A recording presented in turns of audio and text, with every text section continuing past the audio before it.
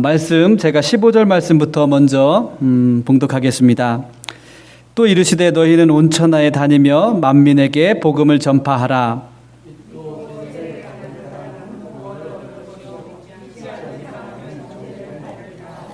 믿는 자에게는 이런 표적이 따르리니 곧 그들이 내 이름으로 귀신을 쫓아내며 새 방언을 말하며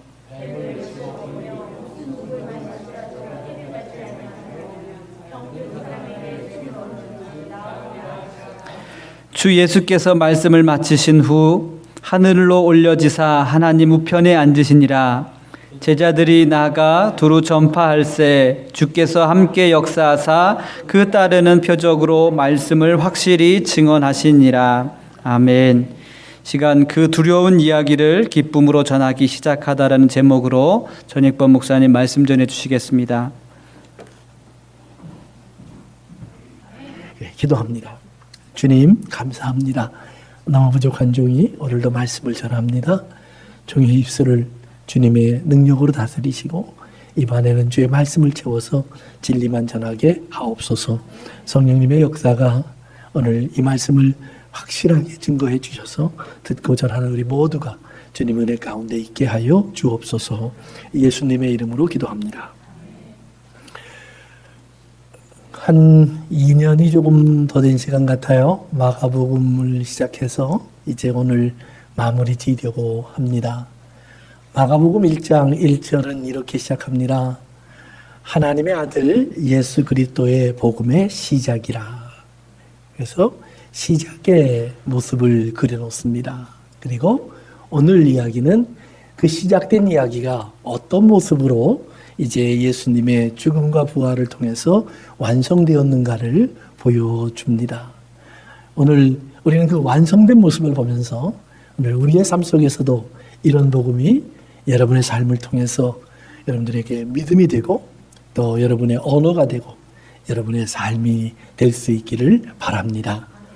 만약 하나님 말씀이 아무리 성경에 기록되어 있다고 할지라도 우리의 믿음이 되지 않으면 그것은 그저 하나의 글에 불과합니다.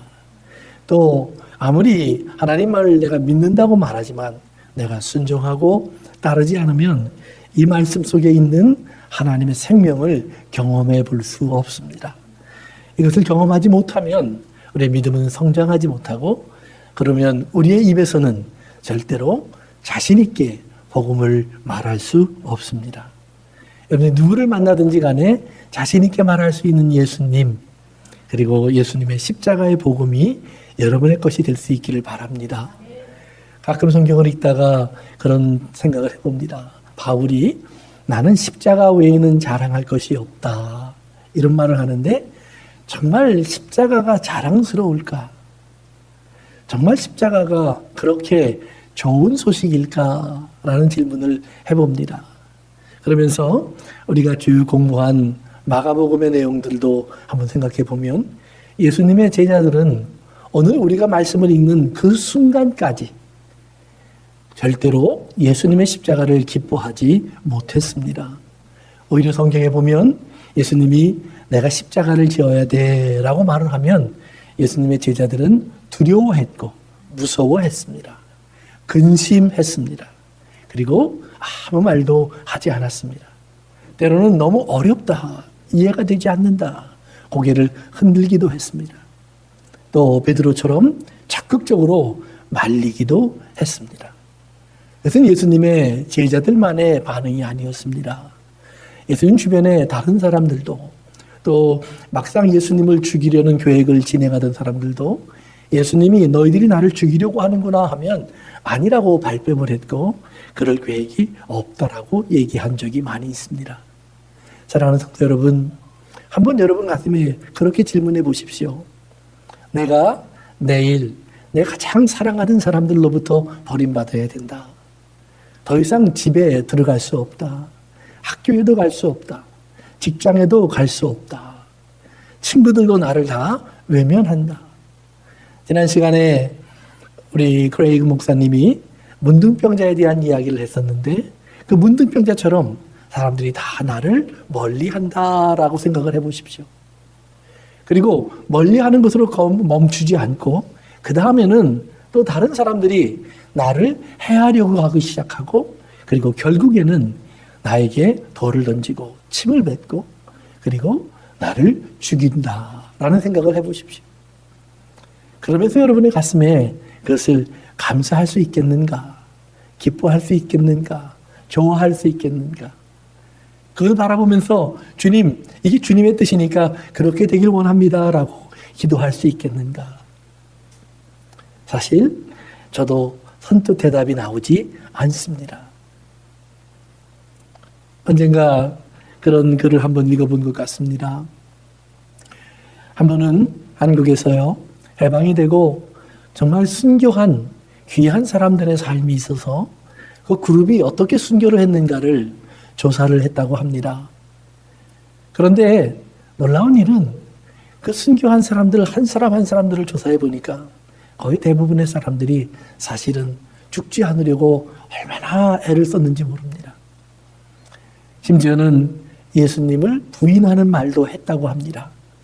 순교한 것이 아니라 살려고 발버둥을 치다가 죽은 사람들이 대부분이었다라고 합니다. 결국 그걸 조사한 사람들은 그것을 발표하지 않기로 했습니다. 왜냐하면 많은 분들이 그분들의 죽음을 순교로 여기기 때문에, 교회가 그것을 순교자들로 그들을 만들었고 그들을 귀하게 여기기 때문에 혹시라도 상처가 될까봐 숨기기로 했다. 그런 글을 읽어본 적이 있습니다. 그것은 단지 그들만의 모습일까요? 아니면 오늘 우리도 결국은 그렇게 될까요? 오늘 성경을 보면서 저는 그런 질문을 내 마음속에 여러 번 던졌습니다. 오직 하나, 하나님이 약속하신 대로 예수님의 부활이 정말 믿어진다면, 그리고 정말 그 부활이 나에게도 약속된 하나님의 생명이라면, 그러면 정말 힘들지만, 참 아프겠지만, 어렵겠지만 그 일이 닥치면 갈 수 있지 않을까? 주님이 도와주시면 그 길로 갈 수 있지 않을까? 주님의 도우심을 구할 수밖에 없는 연약한 자인 것을 시인했습니다. 오늘 저와 여러분들 속에도 정말 이런 연약함이 있을지라도 하나님의 언약이 있고 하나님의 나라가 보이고 하나님이 약속하신 생명이 분명히 우리 것으로 주어져 있다면, 사랑하는 성도 여러분, 십자가 앞에서 포기하는 것이 아니라 기도할 수 있기를 바랍니다. 바울도 성경에 보면 그런 기록을 남깁니다. 내가 너희들 가운데 복음을 전하면서 있을 때 사실은 얼마나 두렵고 무서웠는지 모른다. 떨렸는지 모른다. 내가 꼭 죽을 것만 같아서, 사자의 입에 들어가는 것이 무서워서 내가 얼마나 두려워했는지 모른다. 사랑하는 성도 여러분, 우리는 가끔 믿음의 사람들을 이야기하면서 그들이 얼마나 위대한 믿음을 가졌는가를 종종 이야기하는데, 아니요, 위대한 믿음을 가질 수 있는 주인공은 아무도 없습니다. 오직 하나님께서 우리에게 그 순간 그것을 감당하고 이길 수 있는 믿음을 허락해 주셔야만 합니다. 예수님도 그러기 때문에 기도한 것이고, 스데반은 자기를 향해 돌을 던지는 사람들을 바라보면서 저가 하늘을 향해 고개를 들었을 때 주님이 그 앞에 나타나 그를 향해 손을 벌리고 일어서 있는 모습을 보았다라고 말을 합니다. 날아오는 돌을 이긴 것은 스데반의 믿음이 아니라 그를 기다리고 계시는 주님을 바라볼 수 있게 해준 하나님의 은혜였다라는 말입니다. 그것을 바라보기 때문에 이긴 겁니다. 그것을 경험했기 때문에 참는 겁니다. 그리고 그 고통에서 승리하며 나오는 것입니다. 복음의 이야기는 마가복음의 시작부터 마가복음의 마지막까지 그 이야기를 이어갑니다. 예수님 하나님의 아들입니다. 세례 요한의 소리가 광야에서 들려졌습니다. 저 사람이 하나님의 어린 양이다. 우리의 죄를 지고 가시는 분이다. 우리를 위해서 하나님이 보내신 하나님의 아들이다. 사람들이 그를 바라보았습니다. 그는 세례 요한에게 세례를 받고 물 위로 올라왔습니다. 그리고 붙잡혀서 광야로 이끌림을 받았습니다. 광야에 나가 40일 예수님은 씨름하며 지냈습니다. 허기진 예수님에게 사단이 나타나 시험을 했고 예수님은 그 시험을 이기고 돌아옵니다. 그리고는 갈릴리로 가서 예수님의 복음이 선포됩니다. 세례 요한이 선포한 복음은 이렇게 되어 있습니다. 회개하라, 천국이 가까이 왔다. 세례 요한은 회개해, 예수님이 곧 오실 거야, 이 말을 한 겁니다. 예수님이 오셔서 전한 복음은 또 마찬가지의 이야기를 하는 것 같습니다. 회개하라, 천국이 가까이 왔느니라. 그런데 예수님은 한마디 더 하십니다. 복음을 믿어라. 회개하고 천국이 가까이 왔는데 너희가 복음을 믿어야 한다. 사람들이 물어봤을 겁니다. 복음이 무엇일까? 복음이 어떤 것일까? 회개하면 끝나는 것이 왜 복음을 믿어야 될까? 성도 여러분, 우리가 회개해서 죄를 이긴다면 이 땅에 죄인은 아무도 없을 겁니다. 왜요? 죄를 뉘우치는 순간 하나님은 용서하신다고 했고 그 용서 속에서 우리의 죄는 사라질 겁니다. 그런데 신기한 것은 그 죄는 어디에 있었는지 또다시 나를 찾아오곤 합니다. 끊임없이 나의 마음을 두드립니다. 어느 성경 공부를 하면서도 잠깐 그런 얘기를 드렸지만 사도 바울이 자기 스스로를 죄인의 괴수라고 말한 적이 있습니다. 근데 우리는 그 말을 잘 이해해야 됩니다. 과연 하나님의 복음을 전하는 바울이라는 사람이 그렇게 죄를 많이 짓고 다녔을까? 아닐 겁니다. 바울의 말처럼 나는 하나님과 사람 앞에 부끄럽지 않다라고 말할 정도로 저는 바르게 살았을 겁니다. 바리새인으로 살았던 그의 인생을 돌아보면 율법을 다 지켰던 사람입니다. 그러면 도덕적으로, 윤리적으로, 사회적으로, 세상의 법률적으로 하자가 없는 사람입니다. 그럼에도 불구하고 바울이 나는 왜 이렇게 죄인이지? 이런 말을 합니다. 거기서 말하는 죄가 뭘까요? 바울이 왜 점점 시간이 지나면 지날수록 예수님을 알면 알수록 나는 더 큰 죄인처럼 여겨졌을까요? 그의 마음속에서 끊임없이 일어나고 있는 하나님을 온전히 바라보지 못하는 자기의 모습, 세상의 유혹에 자꾸 눈이 돌아가는 자기의 마음, 가끔은 사람들의 칭찬이나 사람들의 응원이 들려지면 공명심에 사로잡히는 자기의 어리석음, 어떤 큰 일들이 일어나고 기적이 일어나고 많은 사람들이 정말로 하나님께 돌아오는 모습을 보면 내가 한 것 같은 이런 자만심, 이런 것들이 자기의 삶에 끊임없이 돌아오는 것을 느꼈기 때문입니다. 아닌데 자기의 고백처럼 성령님이 오셔서 하신 일인데, 예수님께서 나를 통하여 일하신 예수님의 일인데, 하나님의 역사요 하나님의 능력인 걸 분명히 알고 있는데 왜 자꾸 내 것이라고 말을 하는지, 내가 했다고 얘기를 하는지, 왜 나에게 돌아오는 영광과 찬송을 내가 그대로 다 꿀꺽 삼키는지, 자기도 모르게 갖고 있는 그런 모습을 끊임없이 본다는 말입니다. 그렇기 때문에 저가 자기의 주인 되시는 주님 앞에 자기를 비춰볼 때마다 나는 도둑놈과 다름없습니다. 나는 저 사람들이 말하는 대로 당신은 능력의 종입니다, 당신이 내 병을 고쳐줬습니다 했더니 아니요 하나님이 하셨는데요 라는 말을 못하는, 나는 사기꾼이요 거짓말쟁이입니다. 주님이 하신 것을 알면서도 내가 그 대접을 받고 그 영광을 받는 이런 미련한 사람입니다.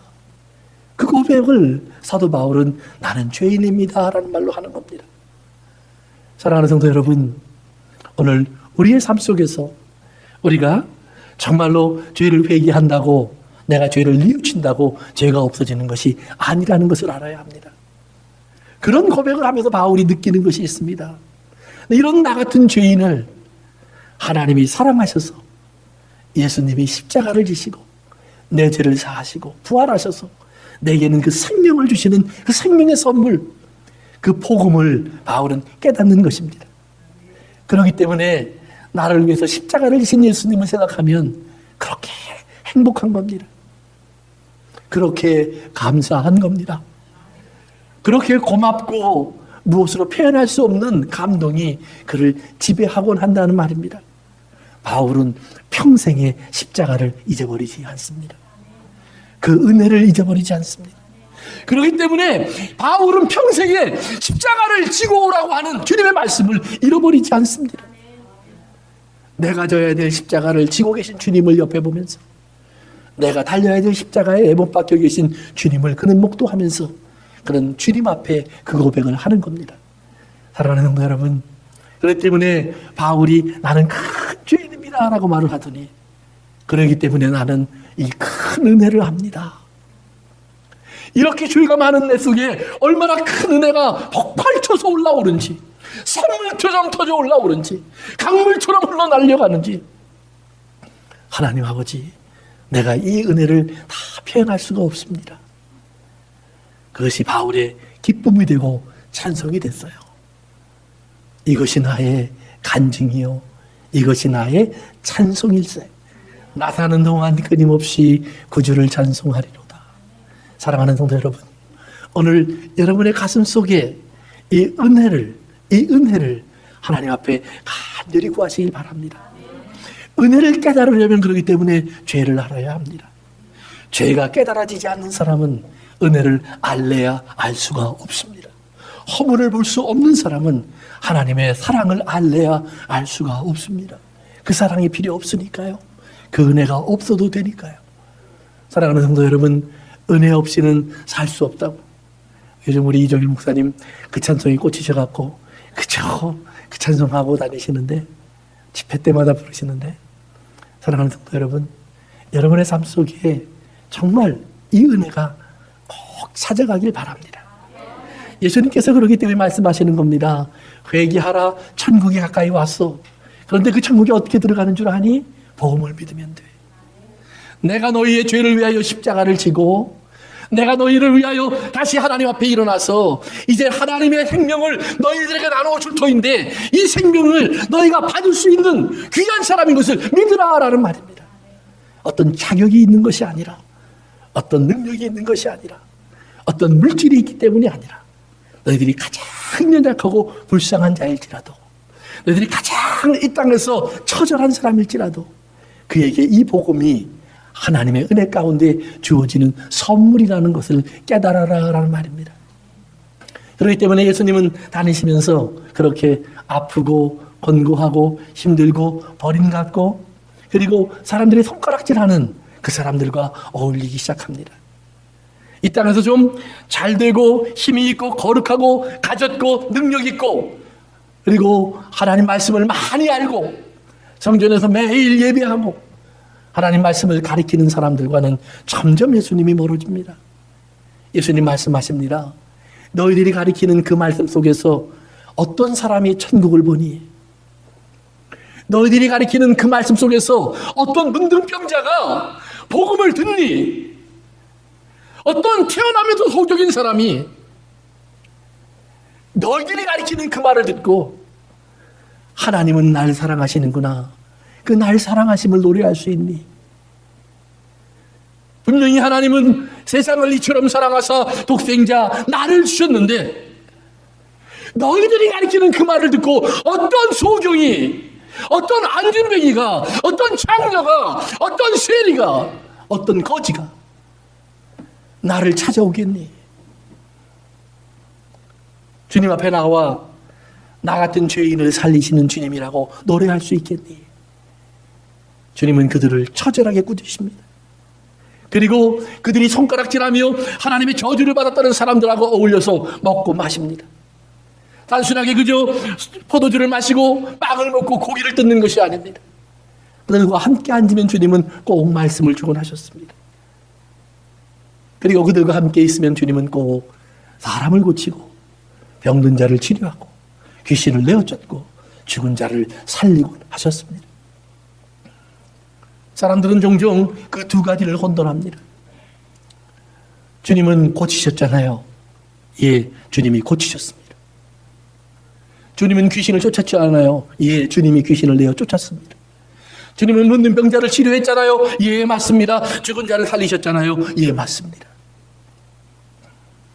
그러면 오늘 나도 그것 얻기 원합니다. 예, 주님은 지금도 그것을 하실 수 있고 하시고 계십니다.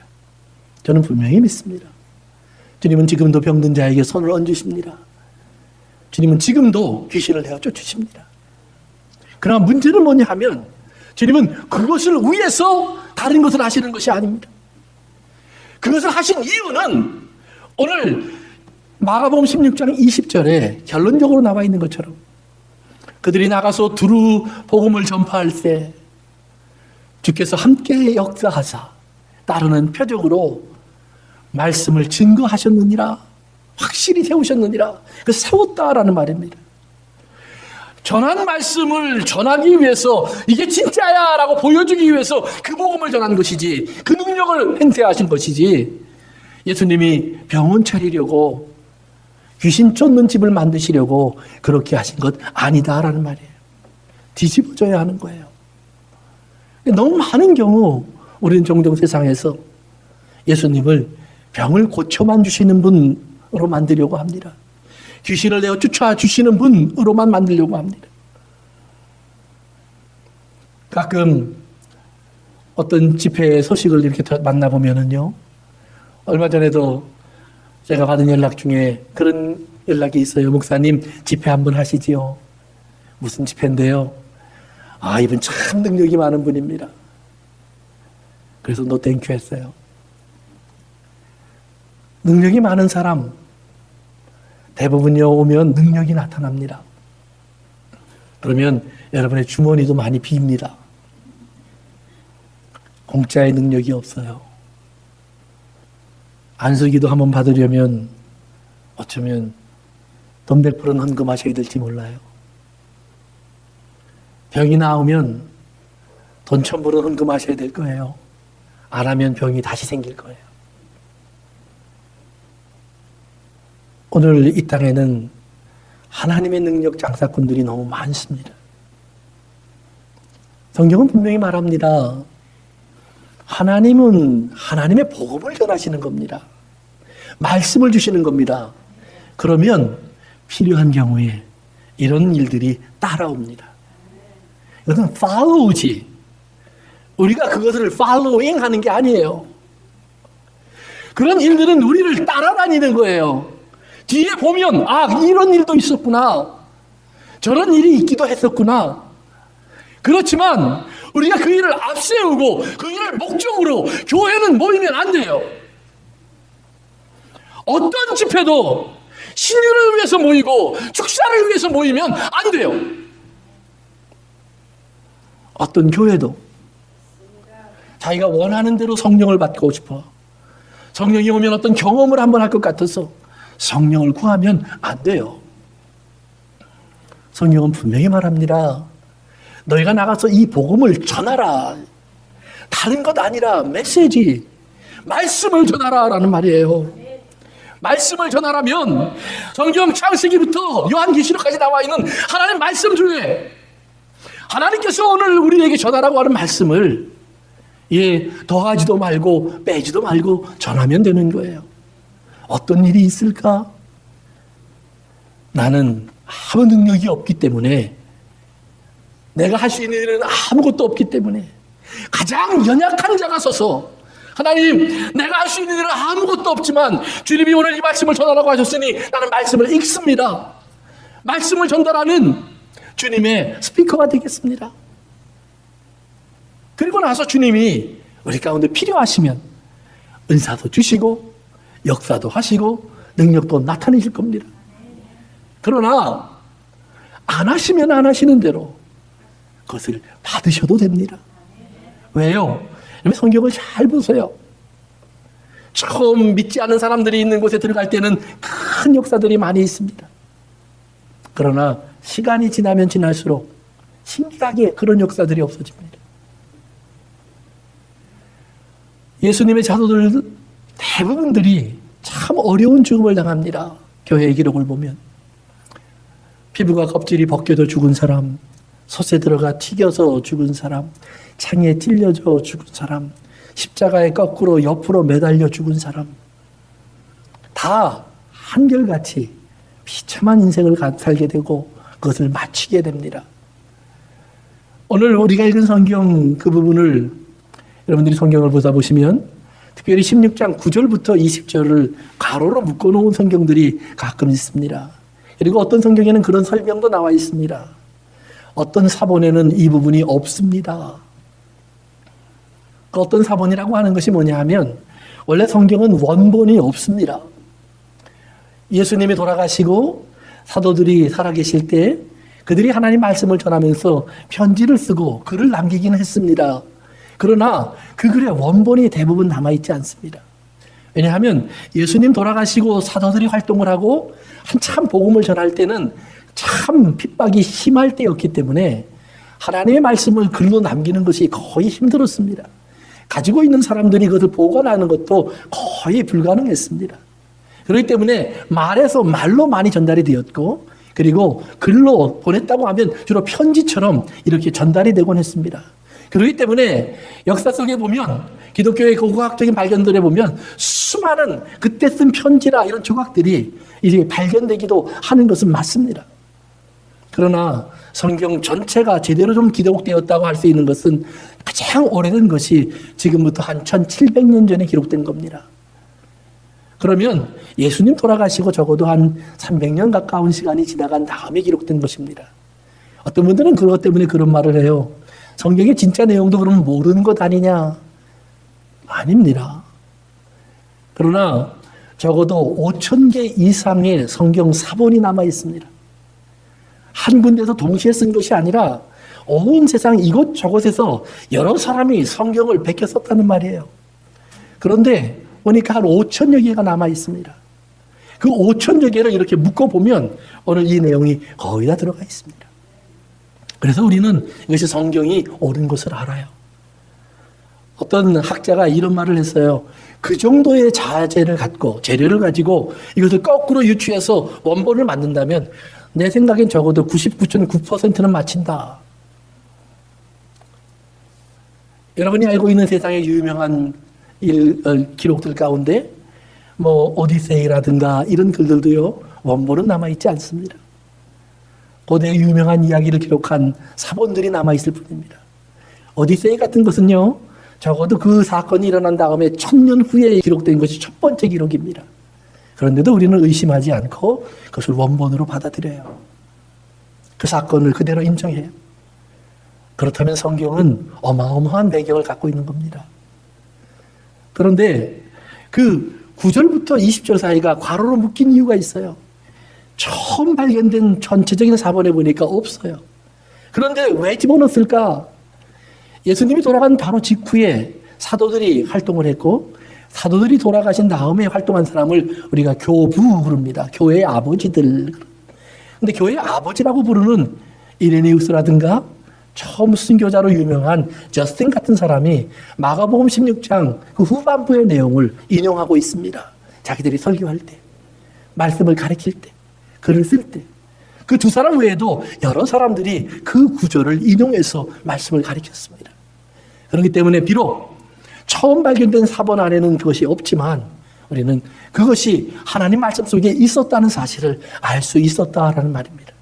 그리고 후대에 발견된 성경들을 통해서 그 부분의 내용의 완성품을 만든 것이 16장 9절부터 20절까지의 내용입니다. 그러면 여러분 16장 8절까지의 내용을 한번 보시면 그 이유를 조금 이해할 수 있습니다. 16장 8절에 보면 이렇게 끝이 나 있습니다. 예수님의 무덤을 찾아온 여자들의 이야기인데요. 그 여자들이 예수님의 무덤을 찾아왔다가 예수님의 무덤에 빈 거를 보고 어떻게 이런 일이 있지? 당황하는데 천사들이 나타나서 이제 예수님의 부활을 알려줍니다. 그러고 나니까 그 여자가 그 이야기를 듣고 성경에 보면 이렇게 말을 해요. 두려워 떨며 무서워서 아무 말도 못하더라.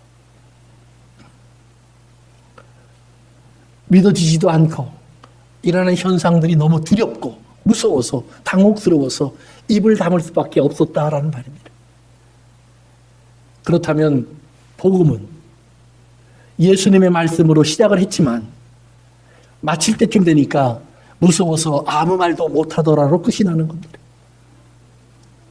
그런데 다른 성경을 보시면 마태복음에도 누가복음에도 요한복음에도 복음은 그렇게 끝이 나지 않습니다. 복음은 반복적으로 부활의 소식이 전달되고 그리고 부활의 소식을 들은 예수님의 제자들의 마음이 뜨거워지기 시작하고 그리고 어느 순간부터 그들은 그 말씀을 아멘으로 받기 시작합니다. 처음에는 농담처럼 여겼습니다. 처음에는 헛것을 본 것처럼 말을 했습니다. 그러나 어느 순간이 되면서부터 그들은 인정할 수밖에 없었습니다.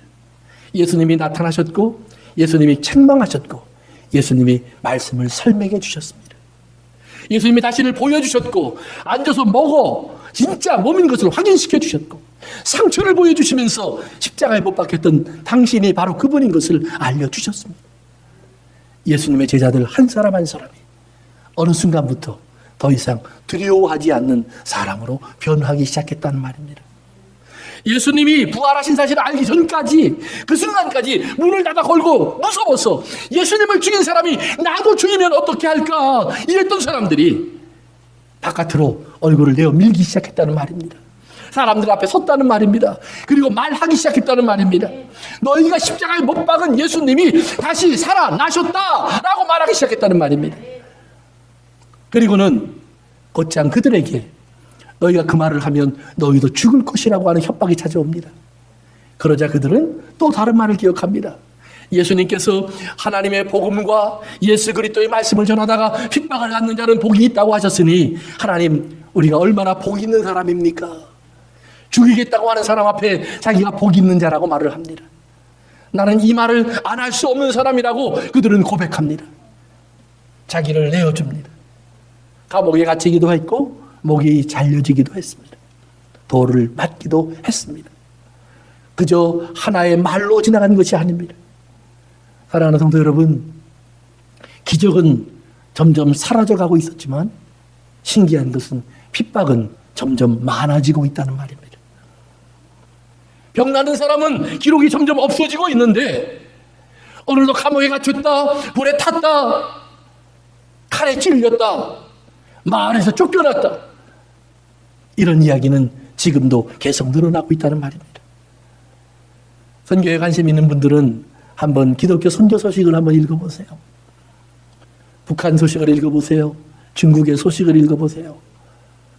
초대교회가 있었던 아랍 지역의 교회들의 이야기를 읽어보세요.